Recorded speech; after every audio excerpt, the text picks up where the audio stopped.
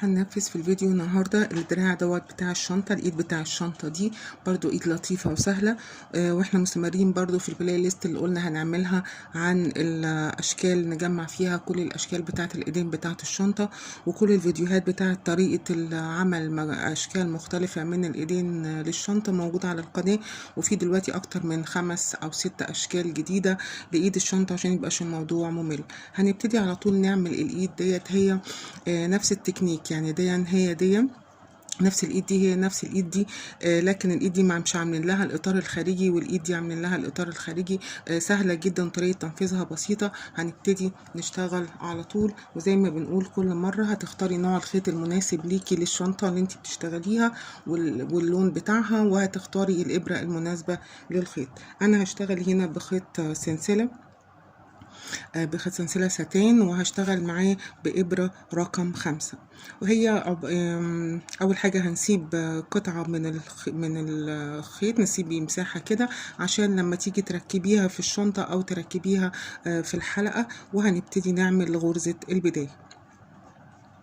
هندخل الإبرة في غرزة البداية، وأول حاجة هبتدي هعملها هعمل 4 سلاسل، 1 2 3 4 سلاسل. اول حاجة بعملها بشتغل 4 سلاسل. في ال4 سلاسل دول هشتغل في السلسلة رقم 2 وهشتغل في السلسلة رقم 1. اول حاجة هلف الخيط على الابرة كده، وهخش في السلسلة رقم 3 من فوق. ادي 1 2 3 في السلسلة الثالثة هخش فيها وهعمل غرزة باف متكونة من 3 لفات. وهنا نقول لو انت عايزة الايد بتاعتك تبقى تخينة، طبعا ده بيتوقف على نوع الخيط، اعملي 4 لفات 5 لفات، دي حاجه زي ما انت عايزاها. لو انت عايزه الايد بتاعتك رفيعه اعملي عدد اللفات بتاعت غرزه الباف تكون صغير. ادي هنا لفه، هنلف تاني وهنخش في نفس السلسله مره تاني. ادي 2 هلف الخيط وهخش في السلسله تاني وهسحب الخيط. ادي معايا 3 لفات، ادي 1 2 3 4 5 6 حلقات غير الحلقة اللي موجودة على الإبرة، فأنا معايا كده 7 حلقات على الإبرة. هلف الخيط على الإبرة وهطلع من ال7 حلقات كلهم مع بعض وهقفل عليهم بسلسلة. كونت غرزة باف مكونة من 3 لفات. أنا شايفة إن ال3 لفات بالنسبة للخيط ده وبالنسبة للشغل اللي أنا عايزاه مناسب.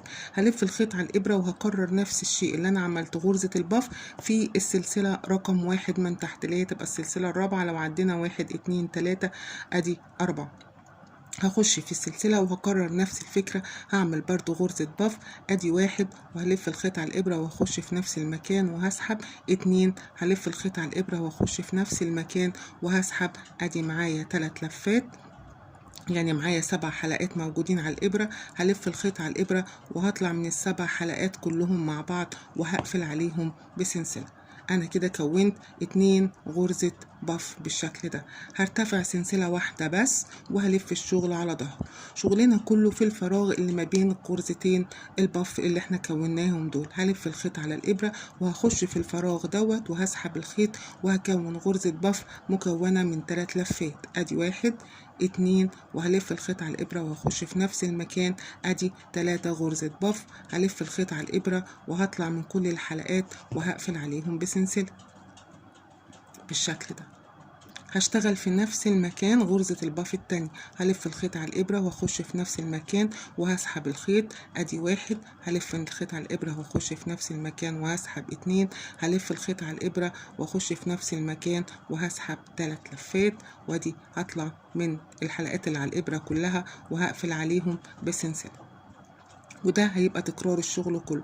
هرتفع بسلسلة واحدة بس وهلف الشغل على ظهره وهكرر نفس الفكرة على طول. هفضل شغالة في نفس المكان بغرز باف. 1 2 3. واحنا قلنا عدد اللفات ديت بتتوقف على انت عايزة الايد بتاعت الشنطة بتاعتك تبقى بارزة قد ايه، او تبقى تخنها سمكتها قد ايه. وبرضو ده بيتوقف على نوع الخيط. لو الخيط سميك قوي مش هتقدري تلفيه اكتر من 3 لفات او 4 لفات، ولما بيبقى رفيع بتتحكمي فيه اكتر وبتزودي عدد اللفات. وده بيبقى الشكل بتاع الدراع بالشكل ده اهو. وهفضل شغالة بنفس الطريقة. برتفع سلسلة وبلف الشغل على ظهره وبلف الخيط على الإبرة، وبشتغل برضو في الفراغ اللي في النص ما بين الحلقتين، ما بين غرزتين الباف، وببتدي أكون غرز الباف بتاعتي. دراع سهل جدا وبيبقى شكله شيك. أنا نفذته لشنطة كروس، كانت لطيفة جدا وكان شكلها جديد. وبرضو ممكن تعمليه لإيد شنطة قصير، برضو بيبقى شيك جدا. ولو عملنا له الإطار اللي بيبقى حواليه بيبقى شكله شيك جدا وسهل وسريع وبيكبر معانا بسرعة، وبنحل مشكلة الإيد. ولو انت هتركبي فيه الحلقات اللي هي سهلة الفتح، فده هيسهل معاكي جدا وهيخليكي تركبي الحلقات على طول، وتبقى الإيد بتاعتنا مشكلتها اتحلت. كده 3 لفات، وهلف الخيط على الإبرة وهطلع من الحلقات كلها وهقفل عليهم بسلسلة. هلف الخيط على الإبرة وهدخل في نفس المكان، وهفضل شغالة كده لحد ما هوصل للمقاس اللي أنا عايزاه للإيد بتاعت الشنطة بتاعتي بالشكل ده، وهقفل عليها بسلسلة. ادي شكلها، وهستمر هفضل طالعه بالايد لحد ما اوصل للمقاس بتاع ايد الشنطه اللي انا عايزاه. لو هركبها في الشنطه على طول فمن عن طريق الخيط دوت، ولو هركب لها حلقات سهله التركيب هركب الحلقات على طول واركبها في الشنطه. ده هنا شغالاه بخيط مكرميه وهنا بخيط السلسله. هرتفع شويه وارجع عشان اوريكم ازاي نعمل الاطار اللي حواليها، وده برضو خطوه سهله جدا وبتخلي شكل الايد مختلف. اشتغلت جزء كده عشان اوريكم ازاي نقدر نعمل الاطار اللي حواليها. ده سهل جدا، كله عبارة عن سلاسل وغرزة منزلقة. او المساحة هنا بس عشان صغيرة، هبتدي انا عملت خلاص اخر غرزة باف في الغرزتين اللي بعملهم عشان اطلع بالشنطة. عملت اخر غرزة باف، هرتفع 1 2 سلسلة. بعد ما عملت غرزة الباف هشتغل فين بقى؟ هشتغل في الغرز اللي في الجنب، في الغرز دي هشتغل هنا. شايفين الغرز دي اللي طالعه كده؟ شغلي كله هيكون في الغرز دي اهي. هنا جنب غرزة الباف في غرزة بتبقى بارزة كده عاملة زي المثلث، هي دي اللي انا هشتغل جواها غرزة منزلقة. هنا اهو، تعالوا نشوف. احنا هنا عشان اول واحدة قصيرة شوية، غرزة واحدة بس، اشتغلت 2 سلسلة وهدخل اهي الغرزة بارزة اهي، هخش من تحتها وهعمل منزلقة. بعد كده شغلي كله في المساحة دي هعمل 3 سلاسل، 1 2 3 سلاسل اهو. وهاجي هدخل فين؟ هدخل، بصوا الغرزة بارزة ازاي بتبقى باينة هنا كده. هخش تحتها وهسحب الخيط وهعمل منزلقة. بصوا شكلها بيبتدي يتكون الاطار. هكمل تاني 1 2 3 سلاسل. انا شغاله اهو في الجنب 3 سلاسل. بدخل فين؟ اهي الغرزة باينة واضحة لوحدها الكبيرة دي، بدخل فيها بالشكل ده وبسحب الخيط وبسحب بمنزلقة. هشتغل تاني 1 2 3 سلاسل في الجنب. الغرزة اللي بعديها اهو باينة، هدخل فيها وهعمل منزلقة بالشكل ده. بس ابتدى يتكون الاطار ازاي. اشتغل تاني 1 2 3 سلاسل. هشتغل فين هنا بقى؟ هشتغل هنا اهو. انا وصلت للدوران، عندي الغرزتين الباف اللي موجودين. هخش في راس غرزة الباف ديت كده وهدخل وهعمل منزلقة. بعد كده عشان اتنقل لغرزة الباف التانية هعمل سلسلة واحدة بس، وهخش برضو في غرزة الباف التانية في الراس بتاعتها، وهسيب الخيط اللي ورا ده اللي احنا سيبناه في البداية اللي احنا هنعمل بيه اللي نركب فيه الحلقة. هدخل هنا اهو برضو وهعمل منزلقة عشان الف اللفة بتاعتي. وهنا اهو 1 2 وهدخل في الغرزة بتاعتي هنا اهو. عملت 2 سلسلة وهدخل في الغرزة بتاعتي هنا اهو. اهو عملنا الملف بتاعها بالشكل ده. هرجع تاني هشتغل بنفس الطريقة 3 سلاسل واكمل الناحية التانية زي ما عملنا الناحية الاولانية. 1 2 3 سلاسل. الغرزة بتاعتي فين؟ اهي. هاجي هدخل في الغرزة بتاعتي من تحتها وهعمل منزلقة. 1 2 3 سلاسل. الغرزة بتاعتي البارزة اهي هدخل تحتها وهعمل منزلقة.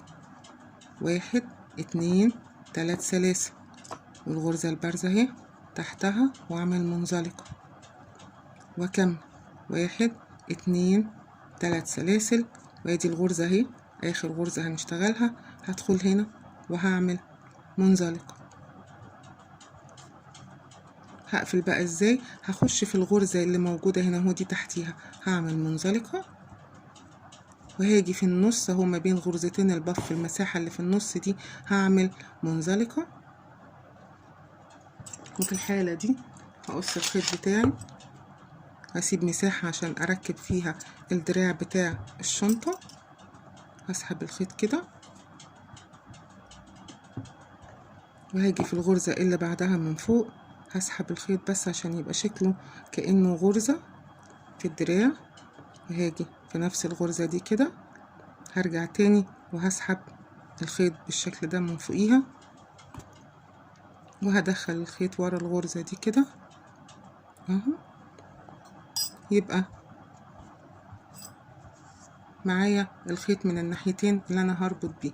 بصوا لما اتعملت بقى ولفينا عليها بالاطار سهلة جدا وشكلها شيك جدا، بتخلص بسرعة. ومن هنا هتركبيها في الشنطة او هتلفي عليها الحلقة، او لو قلنا الحلقات السهلة التركيب هنركبها على طول في الظهر بتاع الشنطة وده بيبقى شكلها بالشكل ده. وادي التطبيق ليها في المكرمية. ايد شنطة سهلة جدا وبسيطة وبتخلص بسرعة، شكلها شيك جدا في الشغل.